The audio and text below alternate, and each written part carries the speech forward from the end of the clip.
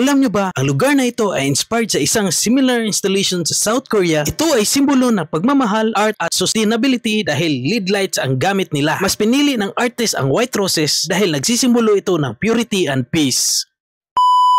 Welcome back to my channel mga Mars and Pars. Ngayon ay dadalhin ko kayo sa isa sa pinakamagandang lugar at tourist spot dito sa Cebu. Pagdating mo dito, magbayad muna tayo sa parking fee nila na 20 pesos kung motor ang dala mo at 30 pesos naman kung kotse o SUV ang dala nyo. Kung galing ka na sa parking area, pagpasok mo, may kita mo agad itong malaking souvenir shop nila. Pwede kang bumili ng kahit ano dyan basta't may pera. Bago tayo makapasok sa loob, magbayad muna tayo ng 20 pesos sa entrance fee nila at ibigay mo lang yung ticket sa gwardya. Ang unang may kita mo dito pagpasok sa loob, itong tatlong Christmas tree. Pwede kang magpa-picture dyan kahit sandali.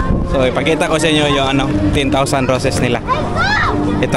Ito ang 10,000 LED-powered white roses na sabay-sabay umilaw pagsapit ng dilim. Sa mga mahilig mag-pictures dyan, dito ay game na game. Ang mga rosas na ito ay hindi totoong bulaklak pero ramdam mo ang effort at artistry sa pagkakagawa ng rosas na bumubusilak. Sa harap nito ay may diamond ring at heart shape na pwede mong pagpicturan basta't hindi ka sasabay at susunod ka lang sa mga taong nakapila dyan. Gabi talaga ang pinakamagandang oras para bumisita dahil sobrang dreamy kapag umiilaw na ang lahat at kay gandang pagmasdan at kaaya-aya. Kung ikaw ay pagod na, pwede ka naman tumambay dyan sa tabi-tabi habang nagbabanding at nagmuni-muni. Pag ikaw ay nagugutom, huwag kang mag-alala dahil may binibintas lang pagkain at drink sa loob na iyong makikita. At ito na, andito na tayo sa itaas. Tanawin natin ang view dito kahit saang landas. Nasa tabi ito ng dagat kaya perfect ang tanawin. May view ka ng Cebu skyline habang chill ka sa cafe, umiinom at kumakain. Hindi lang ito sa mga nagdi-date o magjowa, pati na rin mga barkada, pamilya ay pwedeng pumunta. Sa mga mahilig ng aesthetic places, bisitahin nyo lang itong 10,000 roses. Dito lang yan matatagpuan sa Barangay Dayas, Cordoba, Cebu. Kung may balak kayong mag-tour dito sa Cebu, ilista mo tong lugar na to. Sa may balak bumisita, ang open hours nila ay alas 2 ng hapon hanggang alas 10 ng gabi. Sulit talaga ang biyahe kung gusto mong mag-relax, magpahinga at magmuni-muni. Kaya kung naghahanap kayo ng romantic date spot, banding place with jowa, barkada at pamilya, dito na kayo sa 10,000 Roses Cafe and More. Pwede kayo dito mag-explore. Kung kayo ang tatanungin ko, gusto mo bang dalhin yung special someone mo dito? Nakapunta na ba kayo rito? Comment nyo nga sa baba ang experience nyo. At dahil umabot ka dito sa dulo ng aking video, pwede ba tayo makahingi ng pabor sa pag-like and follow sa aking Facebook page, TikTok account at huwag kalimutan mag-subscribe sa aking YouTube channel para may gana pa rin tayong mag-vlog at mag-travel. Kita-kits sa susunod na vlog mga Mars and Pars. See you! Bye-bye! Maraming salamat po!